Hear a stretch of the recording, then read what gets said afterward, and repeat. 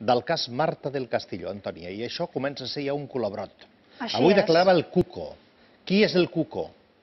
Recordem qui és el Cuco, és un noi, un amic de Marta, era amic de Marta del Castillo, era menor d'edat en el moment en què va desaparèixer Marta del Castillo i per això hi va haver un judici previ pel qual va ser absolt d'assassinat, però sí que va ser condemnat d'encobriment, haver participat en desfer-se del cos de Marta del Castillo aquesta tarda-nit del 24 de gener del 2009. Recordem que ha dit avui com a testimoni, ha anat a declarar a l'Audiència de Sevilla amb una fesomia molt diferent de quan el varen detenir, anava amb una cavallera rossa, bastant corpulent, ha sorprès bastant a la premsa veure aquesta imatge d'El Cuco. Ell ha negat haver participat en desfer-se del cos de Marta del Castillo i a les preguntes del fiscal i també de la defensa de per què quan el van detenir va dir que sí que havia participat, ell ha dit que ho va fer per por, perquè a més el coaccionava la policia. No s'entén gaire, perquè ressona el so. Té un so és una indirecte mica i tal, difícil, però en Però vaja, definitiva de ell tota manera, ve a el que sí es negar. desprèn és que entre el testimoni d'ell, el cara a cara d'ahir, la declaració del principal imputat, de la manera que s'expressen, Déu-n'hi-do, O sigui, demostra com a mínim uns ambients, per la manera, insisteixo, d'expressar-ho, uns ambients molt curiosos, Jo he estat escoltant les declaracions de tots ells.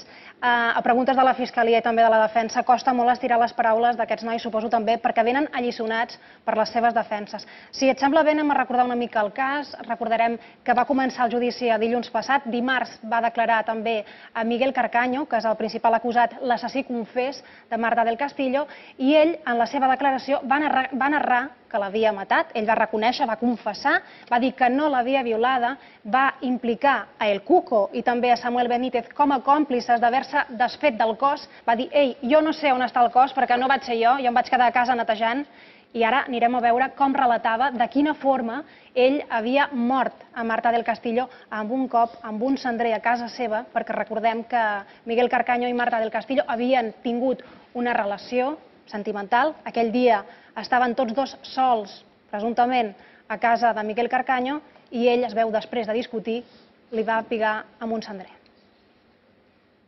Estaves dient, Gemma? Que quin interès té el Cuco en no dir la veritat, si és que està amagant alguna cosa, quan ja l'han jutjat amb ell. Com que era menor, el van jutjar amb un judici de menor i fins i tot ha complert la condemna. El que diuen és que Samuel Benítez, que també està acusat de còmplice per haver-se desfet del cos, possiblement hagués pactat amb la defensa ratificar la seva teoria, que és que ells no varen participar en desfer-se d'aquest cos i en dir que no saben on el varen deixar.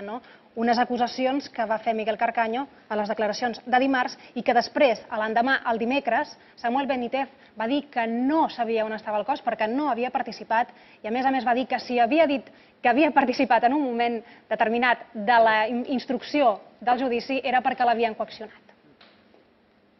I ahir vam assistir, com ja recordàvem, a una imatge poc usual en una sala de vistes, que és un cara a cara entre dues persones. Potser en la fase d'instrucció es du a terme, tampoc no poden assistir les càmeres, però ahir les càmeres hi varen poder entrar. Feia dies que els pares de Marta del Castillo demanaven aquest cara a cara entre Miguel Carcaño i Samuel Benítez. Es va dur a terme 4 minuts i mig de cara a cara en el qual es van dur a terme una sèrie de retrets entre l'un i l'altre, cadascú amb el seu posicionament, ferms, i ara sentirem què van dir.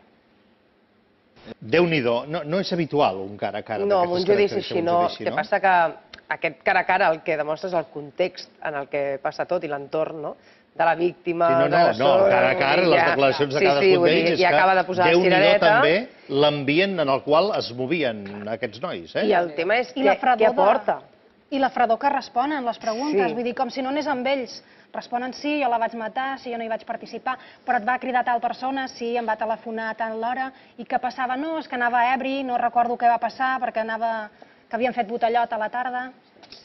En el darrer llibre d'Anna Maria Moix, ella parla d'una generació perduda. No voldria establir necessàriament aquest tipus de lligams o de vincles, però escoltant sobretot el nivell d'expressivitat, sí que te n'adones que estem parlant també d'uns ambients sociològicament molt descriptibles, Magda? Sí, jo ho veig com molt limitat, inclús amb el llenguatge, amb la forma d'expressar-se, com molt tallat, que no saben ni explicar el que senten, ni el que volen dir. És increïble, un nivell cultural baixíssim.